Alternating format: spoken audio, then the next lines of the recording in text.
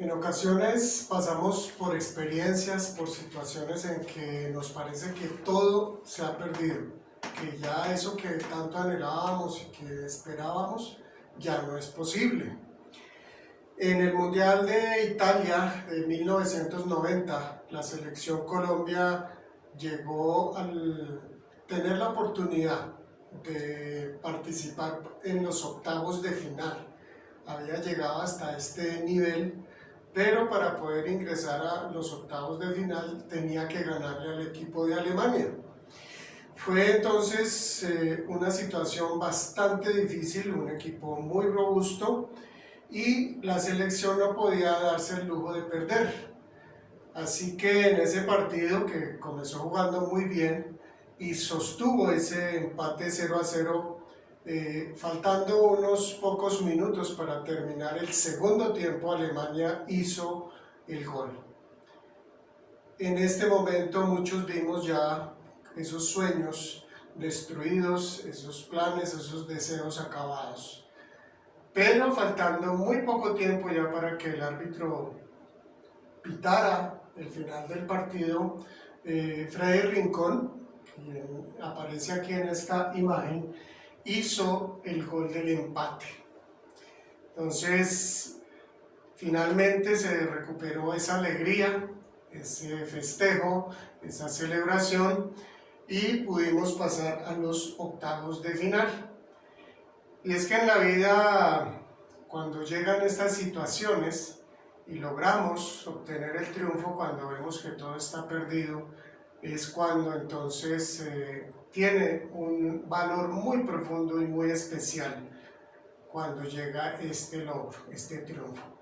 Y es que hoy vamos a hablar de este tema en Apocalipsis 11, que es el triunfo insospechado.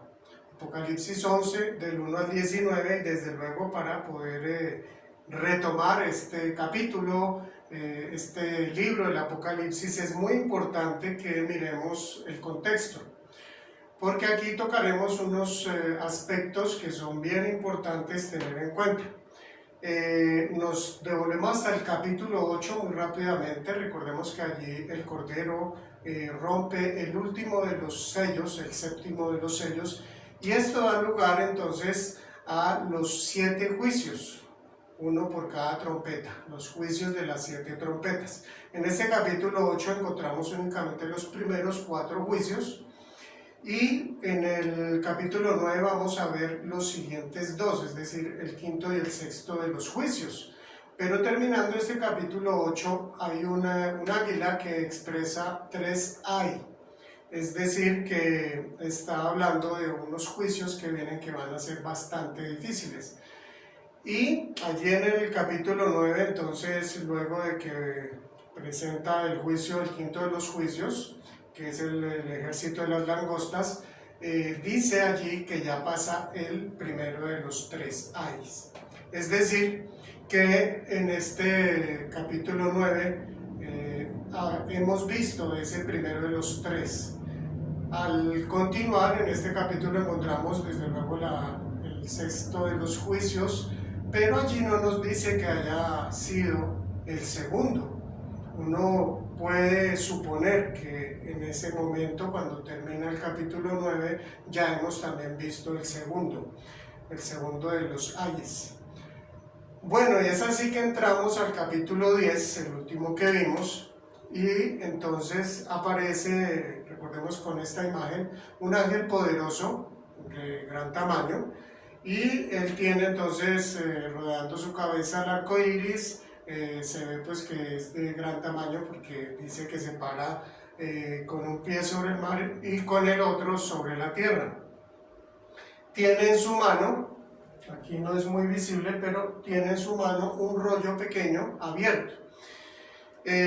Posteriormente entonces se escuchan unos relámpagos, unos truenos, y estos llevan un mensaje, pero que finalmente cuando el apóstol Juan va a escribir ese mensaje, la gran voz que viene del cielo, entendemos que es Dios, no se lo permite, es decir, no es revelado estos mensajes. Así que ya luego de esta situación vemos que el ángel hace una revelación, y esta revelación, esto que dice de una manera muy fuerte y poderosa, es que el tiempo ha terminado. En una versión esta parte ha sido traducida como el tiempo no será más. Esto uno lo puede leer muy rápidamente, pero realmente si lo miramos en el momento, en el tiempo en que fue escrito, faltaba mucho porque la ciencia adelantara. Y es algo realmente para su tiempo, algo muy revolucionario, decir que el tiempo no será más cuando la esencia de la existencia para el ser humano es el tiempo.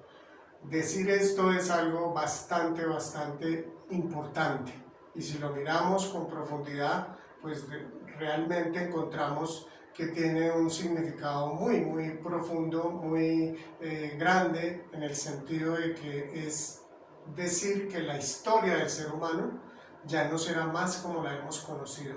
El tiempo ya no lo mediremos de la misma manera, si es que hay tiempo, porque entramos ya en la dimensión de la eternidad, cuando termine el tiempo como lo hemos conocido.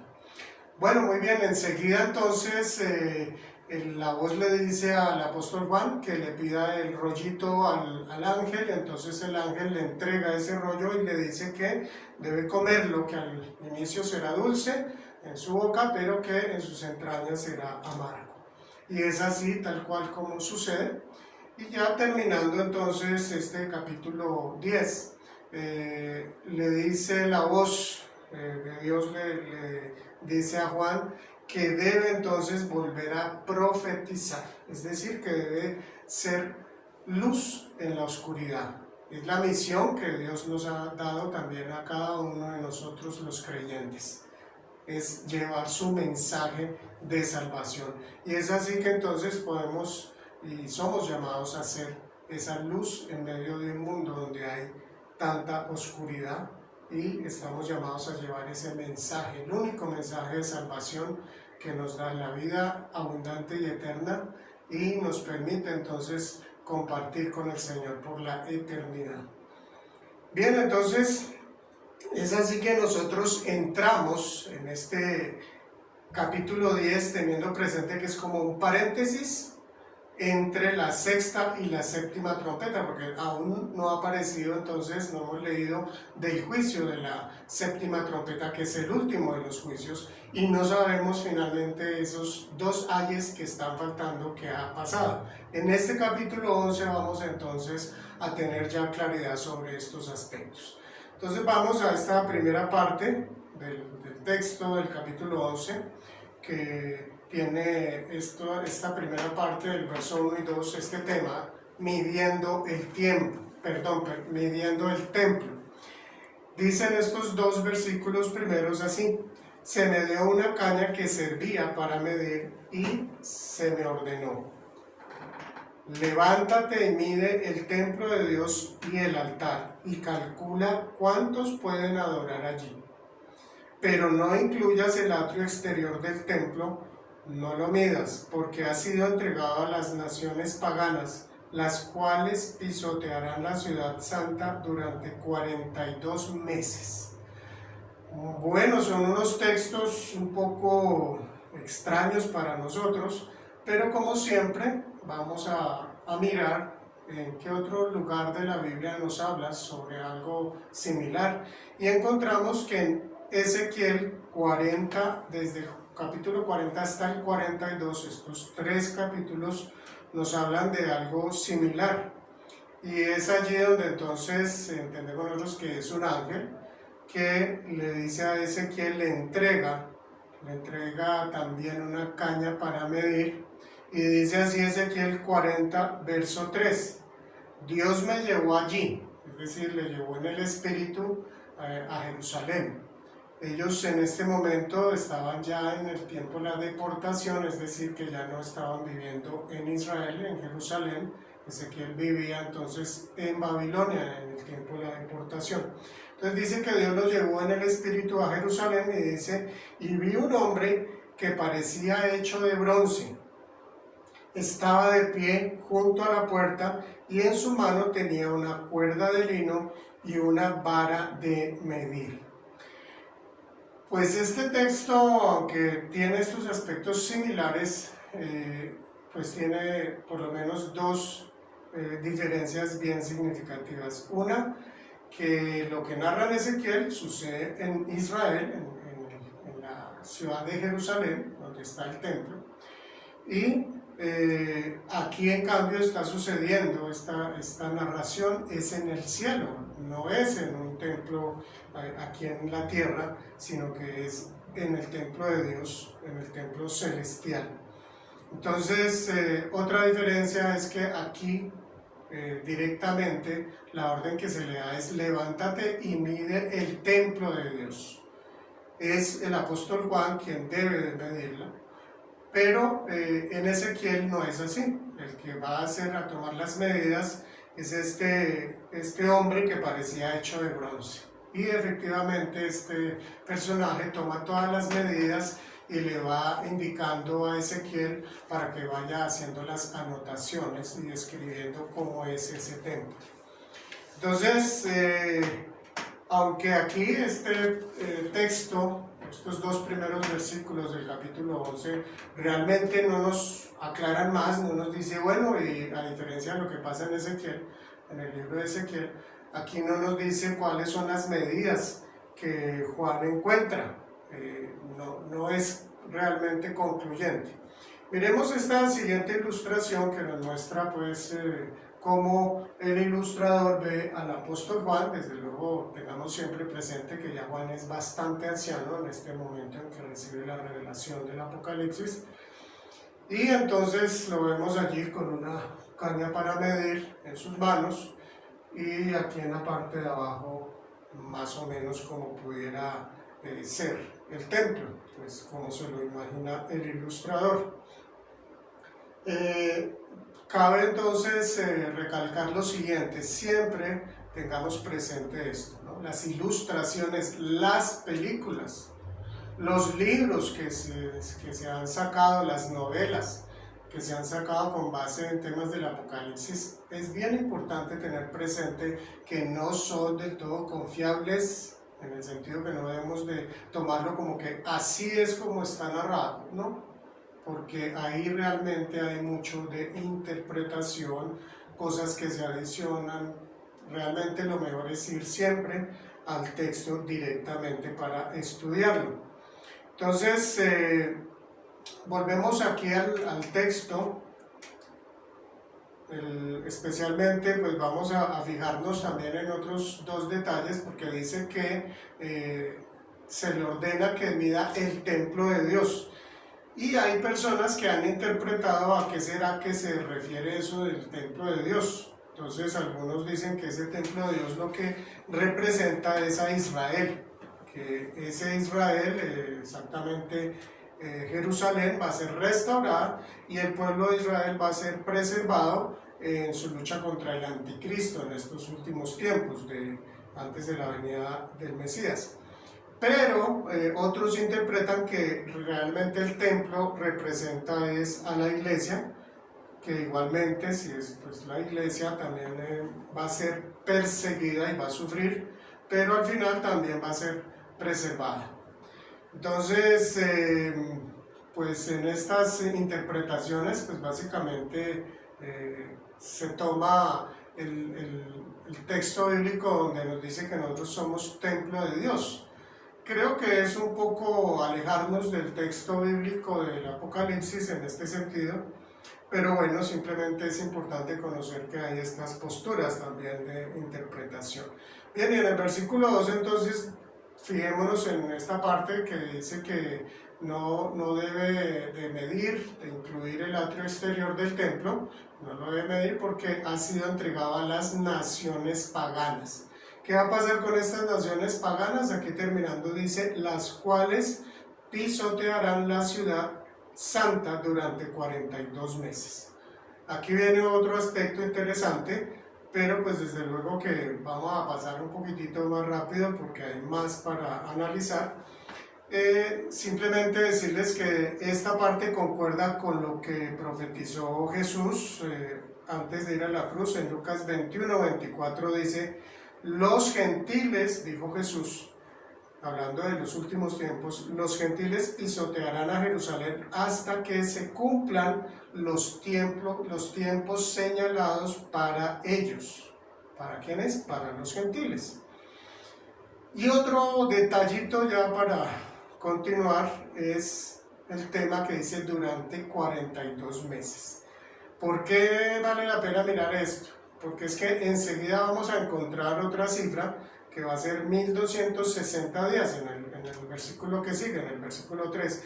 Pero es bien interesante ver que esos 42 meses de los que nos está hablando acá corresponde o equivale exactamente a 1260 días.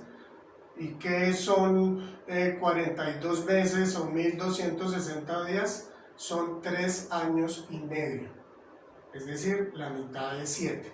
Entonces, ¿por qué pues todo este análisis? Pues porque son cifras que van a aparecer más adelante y de pronto uno no se detiene a analizarlo y lo lee muy rápido. Entonces va a aparecer, como les digo, en el siguiente versículo ya, enseguida lo vamos a leer. En el capítulo 12, el siguiente capítulo lo vamos a ver la siguiente semana, en el versículo 6. En el capítulo 13, en el versículo 5 también. Entonces, y además hay otro término, otra frase que también aparece, que es un tiempo y medio tiempo. Esto equivale exactamente a lo mismo. ¿Por qué? Porque un tiempo es un año y tiempos 2 años y medio tiempo es medio año. Eso sumado pues da 3 años y medio. Entonces aparece esta frase también en el Antiguo Testamento. ¿Por qué todo esto? Pues también para mirar, hay unos textos que aparecen especialmente en el libro de Daniel, allí en el capítulo 9, de los versos 24 al 27. Es allí la famosa profecía de las 70 semanas. Entonces, esa famosa profecía, muchos la han interpretado y han encontrado que las 69 primeras semanas de estas 70 semanas corresponde a hechos ya históricos que se desarrollaron después de que Dios le dio esta revelación al profeta Daniel. Y hablando de la última de estas 70 semanas, entonces aparece allí un personaje y ha sido interpretado pues que esa última semana de las 70, que habla allí esta profecía, corresponde al tiempo, los últimos 7 años de la historia de la humanidad, es decir, cuando ya se aproxima la venida del Mesías. Este sería un tema muy extenso entrar a tratarlo, pero solamente quiero decirles, esta es una de las interpretaciones, de las escuelas de interpretación del Apocalipsis. Esta escuela o forma de interpretar es la que se ha conocido como dispensacionalista. Y pues puedo decirlo por experiencia propia, es esa interpretación la que yo conocí. Recién comencé yo a estudiar o a conocer la Biblia y específicamente el Apocalipsis. Lo que realmente me parece que fue una forma equivocada de enseñarlo es como que es la única interpretación válida que tiene el Apocalipsis es esa. Y realmente no es así. Hay otras escuelas de interpretación serias, muy bien estructuradas, que también son muy respetables y se deben de tener en cuenta. ¿Qué quiero decir con esto? Vuelvo a afirmar y a repetir, a resaltar este tema de el Apocalipsis. Es un libro de mucha simbología y debemos de ser muy cuidadosos de enseñar y de entender cuando algo es una interpretación y cuando no es una interpretación, y sí lo dice exactamente y muy claramente el libro. Además, al leer el Apocalipsis, lo más importante es encontrar principios. Como toda literatura apocalíptica y profética, lo más importante es la enseñanza en el trasfondo, no tanto los detalles. Y eso nos damos cuenta, por eso yo aclaro, esto es una interpretación o esta es otra interpretación. ¿Por qué? Porque podríamos caer en errores si creemos que la interpretación es exactamente lo que está diciendo el texto. Y en este tipo de literatura debemos de ser muy cuidadosos por lo que acabo de explicar. Entonces vamos a continuar ya con los siguientes versículos y precisamente este segundo tema, que es el de los dos testigos. Vamos desde el verso 3 hasta el 14, entonces dice así, estos primeros 3 versículos dicen: por mi parte, yo encargaré a mis 2 testigos que vestidos de luto profeticen durante 1260 días. Aquí está lo que les decía también hace un momento. Dios entonces continúa aquí hablando, ¿no? Por mi parte yo encargaré a mis 2 testigos que vestidos de luto profeticen durante 1260 días. Estos 2 testigos son los 2 olivos y los 2 candelabros que permanecen delante del Señor de la tierra. Si alguien quiere hacerles daño, ellos lanzarán fuego por la boca y ellos lanzan fuego por la boca y consumen a sus enemigos. Así habrá de morir cualquiera que intente hacerles daño. Aquí entonces viene este segundo tema, los 2 testigos, que también ha sido muy utilizado en películas y en libros, en novelas, pero bien importante mirar exactamente qué es lo que nos está diciendo el texto bíblico. Veamos esta siguiente imagen que nos muestra un poquitito la idea, nuevamente digo, como ha interpretado el ilustrador esta parte del Apocalipsis capítulo 11. Entonces, van a ver ustedes aquí otros elementos que ya voy a explicar. Dice, se interpreta estos 2 testigos como que hay 3 interpretaciones principales, que estos 2 testigos son 2 cristianos que están allí en Jerusalén, que están testificando.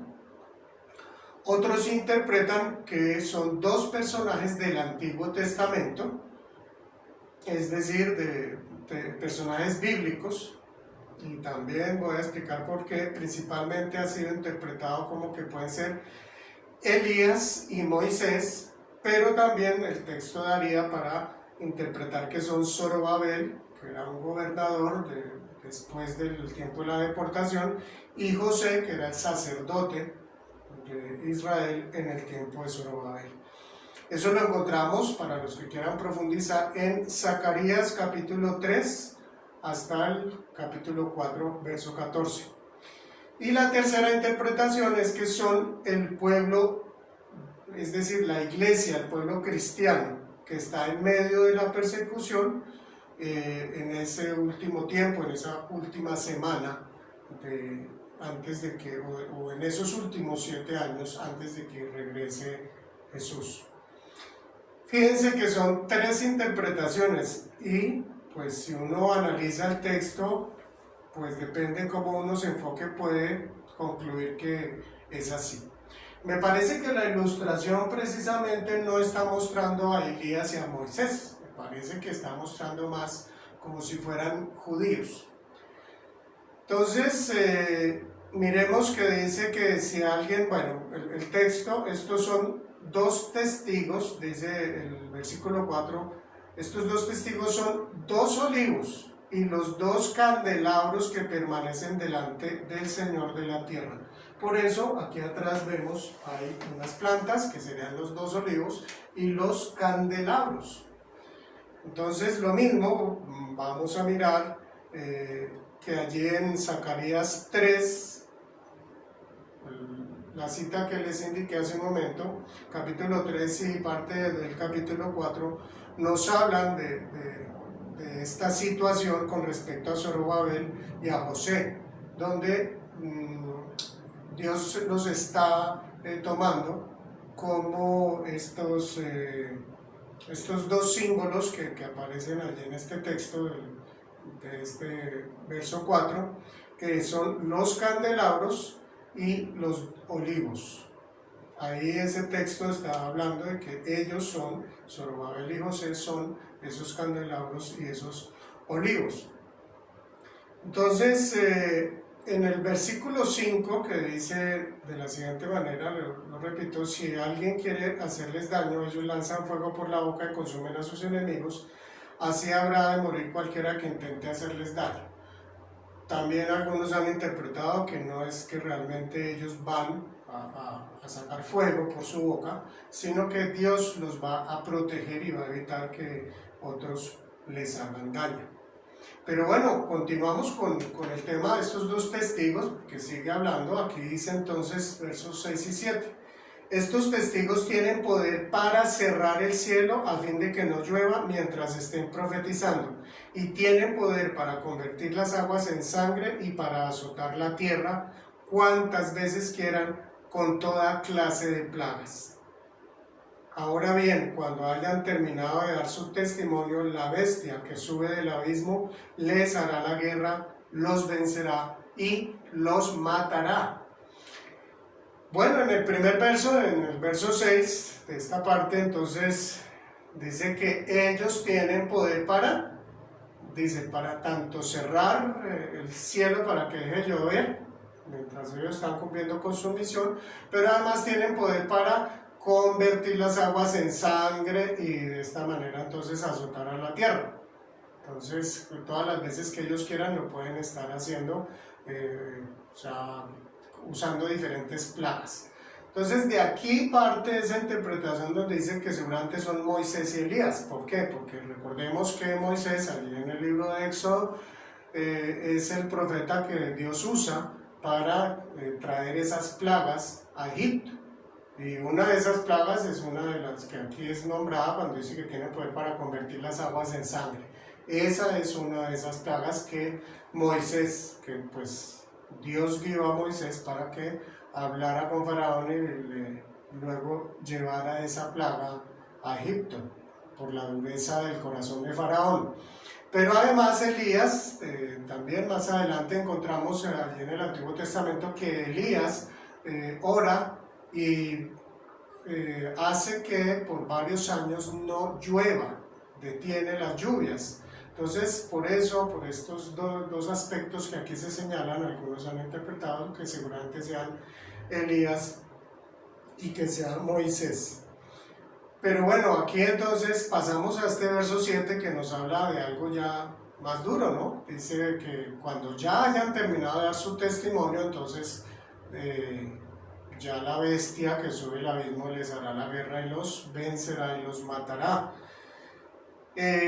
Pues aquí es la primera vez que aparece la bestia en el libro del Apocalipsis. Más adelante veremos, va a seguir pues apareciendo, y vamos entonces también a mirar con más detenimiento quién es la bestia. Pero aquí es importante fijarnos en que solo hasta cuando ellos terminaron su tarea, su misión, cuando ellos terminaron de dar testimonio, entonces se le permite a la bestia. Dios da la opción, le da el espacio a que la bestia entonces les haga la guerra y los venza y además los mate. Un detalle entonces que aquí encontramos sobre la bestia. ¿Qué nos dice la bestia? Dice que sube del abismo. ¿De dónde procede entonces esta bestia? Procede del abismo. Recordemos el abismo que ya había aparecido en el capítulo 9, en el verso 3, cuando dice que el abismo, que le fueron dadas las llaves, ¿no?, del abismo, y fue abierto a esta estrella que cayó del cielo, que interpretábamos que era seguramente un ángel caído, un demonio, o incluso Satanás. Entonces se entiende que de allí donde salen las langostas, de esa plaga de la quinta trompeta, de allí mismo proviene esta bestia. Para los lectores de Apocalipsis, en este primer capítulo no era del todo nuevo este término de la bestia. ya que recordemos que este libro es escrito en un tiempo de gran persecución por parte del Imperio Romano al cristianismo, y allí se habla en clave, se entiende claramente que los cristianos, cuando se nombra por ejemplo Babilonia, que lo vamos a encontrar ahora más adelante en los próximos capítulos, era el Imperio Romano, y cuando se hablaba de la bestia se refería al César, al emperador romano. Entonces miremos que, por ejemplo, refiriéndose a la bestia, en primera y segunda de Juan varias veces aparece identificado el anticristo, que es la bestia. Es la forma como Juan, en sus cartas anteriores al Apocalipsis, él se refirió a esta bestia, es decir, la bestia que aparece ya en la primera de las dos veces, que vamos a ver que son dos, más adelante en otros capítulos lo veremos, es el anticristo. Y el apóstol Pablo, allí en 2 Tesalonicenses 2, versos 1 hasta el 12, nos habla del hombre de pecado. Ese hombre de pecado es entonces la bestia y es el anticristo.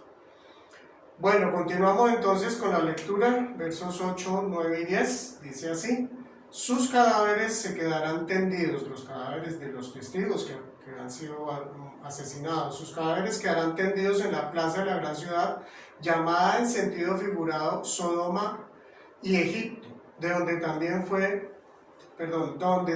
crucificado su Señor. Y gente de todo pueblo, tribu, lengua y nación contemplará sus cadáveres por 3 días y medio, y no permitirá que se les dé sepultura. Los habitantes de la tierra se alegrarán de su muerte y harán fiesta e intercambiarán regalos, porque estos dos profetas les estaban haciendo la vida imposible. Bueno, este primer versículo 8 pues nos hace pensar que la ciudad de Jerusalén, que es de la que está aquí hablando desde luego, ¿no? Porque dice, donde también fue crucificado su Señor, o sea, el Señor de los dos testigos. Jerusalén pues va a llegar a una situación de maldad y de opresión bastante alta. ¿Por qué? Porque los términos que usa allí, como dicen en sentido figurado, Sodoma y Egipto, Sodoma es sinónimo de maldad, ¿no? Y Egipto sinónimo de opresión, ¿no? De esclavitud. También llama la atención cuando dice en sentido figurado Sodoma y Egipto. Entonces uno al leer esto no dice, ¿será que entonces en todo lo demás que está hablando no está usando un sentido figurado? Y esta es una de las características que tiene la literatura apocalíptica. Hay mucha simbología que se mezcla fácilmente con aspectos que no son realmente lo que están diciendo, sino que son simbólicos. Y en el verso 9 entonces dice que la bestia no va a dejar que los cuerpos de los profetas sean enterrados, y esto nos muestra desde luego ese odio, ese rechazo que tenía hacia estos dos testigos y desde luego hacia el mensaje que ellos estaban llevando. Este odio pues desde luego es algo que empieza como a revelar quién es esta bestia, ¿no?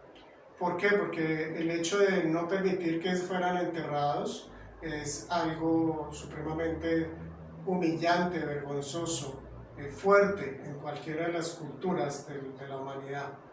¿Por qué? Porque se considera pues que cualquier ser humano que ha muerto, pues lo mínimo es enterrarlo. Y esto lo hace con el propósito, como dice allí el verso 10, que los habitantes de la tierra los vean cómo pues él ha vencido y cómo él es superior pues a estos profetas que le estaban, digámoslo así, haciendo la vida imposible. Como dice aquí al finalizar el verso 10, desde luego no solamente la vida imposible a los moradores de la tierra, sino a la misma bestia.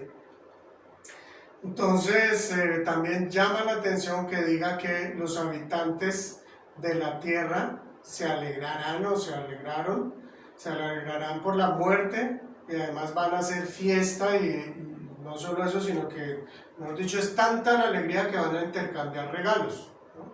Porque pues ya como se dice, los tenía cansados esos dos testigos.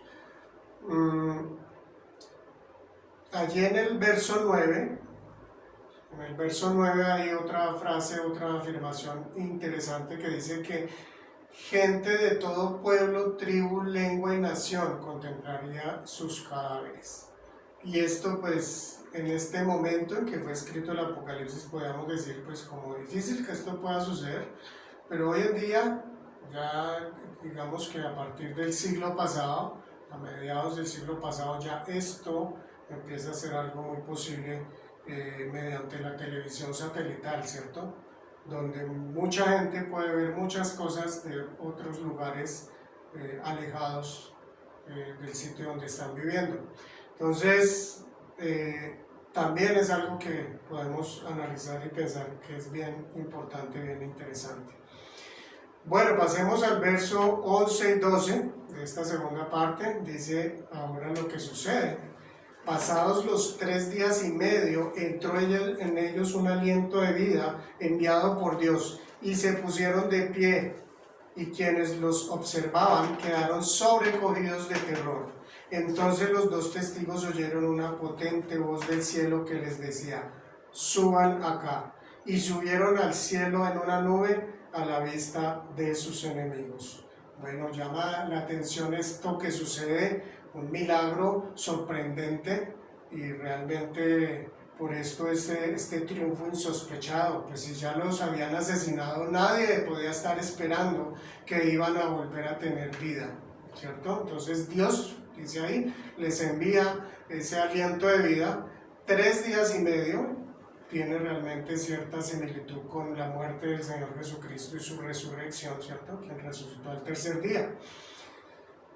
Y también llama la atención la reacción de la gente, ¿no? Dice que los que observaban quedaron sobrecogidos de terror. Entonces ese terror viene a ocasionar que, lo que dice en el versículo 12, que esos que vieron, que presenciaron esto, entonces ellos se admiran, ¿no?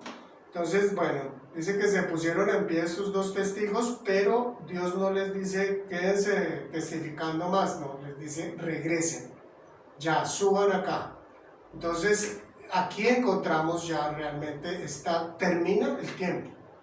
Esto es lo último, porque vamos a ver ya en la tercera parte, en este capítulo, ya para ir terminando, que es el tiempo ya del juicio.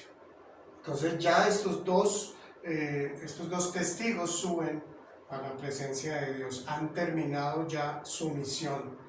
Y miremos entonces ya el texto a continuación, los últimos 2 versos, que dice: en ese mismo instante se produjo un violento terremoto y se derrumbó la 10ª parte de la ciudad. Perecieron 7,000 personas, pero los sobrevivientes, llenos de temor, dieron gloria al Dios del cielo. El segundo ay ya pasó, pero se acerca el tercero. Entonces miremos, no solamente sucede esto, sino que además un terremoto, no solo la resurrección de estos dos testigos, sino un fuerte terremoto, y muere la 10ª parte de la ciudad, que son 7,000 personas. Y es por este motivo que los sobrevivientes, pues muy atemorizados y llenos de terror, le dan gloria a Dios, al Dios del cielo. Ahora, ¿qué tan profundo y sincero es esta exclamación? Pues por lo que viene más adelante en el siguiente capítulo vamos a ver que al parecer no era más por susto y por miedo, que porque de corazón habían reconocido al Dios del cielo. ¿Por qué? Porque allí nos dice que todos adoraron a la bestia. Lo veremos entonces en el capítulo siguiente. Miremos este verso 14. Habla del segundo ay. Entonces el segundo ay ya pasó, es decir, parece que el segundo ay tiene que ver con la 6ª trompeta, ese juicio, y además con esta parte de los dos testigos, que es la última parte ya, digamos, del testimonio de Dios dado a la humanidad aquí en la tierra. Y dice que se acerca el tercero. Entonces pasemos ya a esta tercera y última parte, que es la última trompeta. Dice así: entonces tocó el séptimo ángel su trompeta, y en el cielo resonaron fuertes voces que decían: el reino del mundo ha pasado a ser de nuestro Señor y de su Cristo, y Él reinará por los siglos de los siglos. Los 24 ancianos que estaban sentados en sus tronos delante de Dios se postraron rostro en tierra y adoraron a Dios. Entonces aparece ya la séptima y última de las trompetas. Es la séptima y la última de las trompetas, y es el tercero de los ayes. Es aquí entonces cuando vemos ya lo último que viene, y es finalmente entonces lo que sucede. Algo que está pasando es en el cielo, ya esto no es en la tierra. Aquí nuevamente nos trasladamos al cielo y, cierto, ya no se oyen voces en la tierra, sino en el cielo, donde dice: el reino del mundo ha pasado a ser de nuestro Señor y de su Cristo, y Él reinará por los siglos de los siglos. Ya entonces, por fin, viene ya esta última parte de lo que es la historia, el tiempo, ya comienza esta parte final. Entonces, en vez de un lamento, escuchamos aquí un grito de victoria, de alegría, y entonces ya ha llegado el juicio y Cristo ha vencido. Cristo entonces toma el poder de los reinos. Es entonces el fin de la historia tal como la conocemos, y se comienza a cumplir lo dicho por Jesús cuando Él era juzgado por los principales sacerdotes. Jesús dijo allí en Juan 12:31: el juicio de este mundo ha llegado ya. Fíjense, esto fue ya antes de ir a la cruz. Y el príncipe de este mundo va a ser expulsado. Aquí es entonces ya cuando comienza a cumplirse esto que Jesús dijo. Y también las oraciones que por muchos siglos hemos hecho los cristianos. La oración, especialmente esa que dice, que Jesús nos enseñó: hágase tu voluntad aquí en la tierra como en el cielo. Es a partir de aquí que la voluntad de Dios va a ser hecha aquí en la tierra como en el cielo. Y entonces el último versículo, penúltimo, que dice: los 24 ancianos que se postran y adoran a Dios, se postran y adoran a Dios como diciendo: Señor Dios Todopoderoso, que eres y que eras, te damos gracias porque has asumido tu gran poder y has comenzado a reinar. Las naciones se han enfurecido, pero ha llegado tu castigo, el momento de juzgar a los muertos y de recompensar a tus siervos los profetas, a tus santos y a los que temen tu nombre, sean grandes o pequeños, y de destruir a los que destruyen la tierra. Aquí entonces los 24 ancianos vuelven a aparecer y están diciendo, están adorando a Dios allí postrados, reconociendo que Dios es omnipotente, ¿cierto? Señor Dios Todopoderoso, que eres y que eras, te damos gracias porque has asumido tu gran poder y has comenzado a reinar. Has asumido que tu gran poder, totalmente su gobierno ya va a estar presente en todo el universo. En este lugar en la tierra donde estaba en manos del príncipe, el Satanás, que había usurpado el poder de Dios, que tanto daño ha ocasionado a la humanidad, al ser humano, ya pasa entonces a manos de Dios, de Jesús. Y Él entonces ha comenzado a reinar, comienza entonces a reinar en totalidad. Y dice también que las naciones se enfurecieron, ¿cierto? Se habían enfurecido, pero llegó entonces el castigo de Dios. En otras versiones dice: y tu ira ha venido. En vez de decir tu castigo, tu ira ha venido, en Reina Valera 95, y en la Nueva Traducción Viviente dice: y el tiempo de tu ira ha llegado. Entonces terminemos ya con este último verso, el 19, que dice: entonces se abrió en el cielo el templo de Dios, allí se vio el arca de su pacto, y hubo relámpagos, estruendos, truenos, un terremoto y una fuerte granizada. Nos muestra aquí el gran poder de Dios y nos está hablando que el templo de Dios ha sido abierto, por lo cual el arca de Dios, que era en el templo aquí de Israel, de Jerusalén, siempre era cubierto por la cortina que separaba el lugar santo del lugar santísimo, y solamente el sumo sacerdote una vez cada año podía entrar. Entonces aquí ya vemos ese acceso total a la presencia de Dios. Bien, entonces en esta imagen podemos ver algo como se ha interpretado que era el arca aquí en el templo en Israel, de acuerdo a como lo describe la Biblia. Pero aquí desde luego nos está hablando es del arca celestial, allí mismo en los cielos.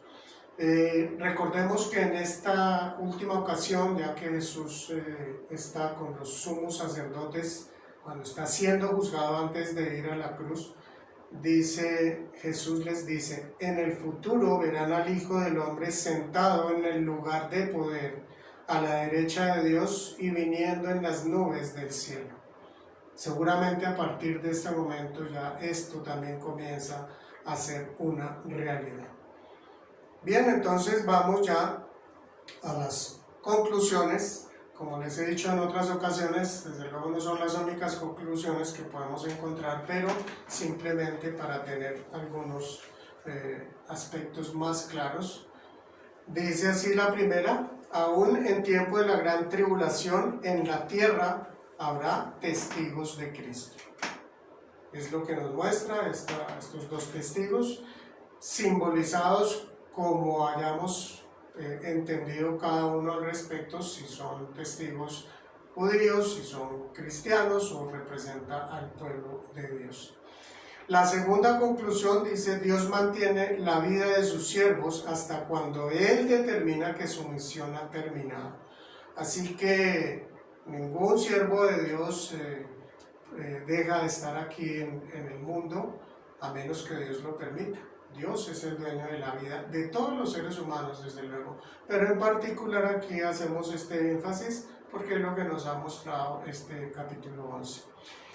La tercera conclusión: aun cuando la persecución sea muy fuerte o muy dura, la victoria final es de Dios y de sus siervos. Una de las enseñanzas que se repite continuamente en este libro del Apocalipsis, y por lo cual cada uno de nosotros, los creyentes, podemos sentirnos tranquilos y seguros a pesar de las dificultades, de las pruebas que tengamos que pasar. Y como cuarta y última conclusión: en el día final habrá castigo para los enemigos de Dios, pero recompensa para sus siervos. En ese tiempo final habrá un duro castigo, duras consecuencias para los que rechazaron al Señor a pesar de tantas y diferentes oportunidades que Dios quiso darles. Pero también para los creyentes habrá entonces una recompensa justa para cada uno de sus hijos, de sus seguidores. Damos gracias al Señor y rogamos que el Señor nos siga hablando a través de su libro Apocalipsis. Dios te bendiga.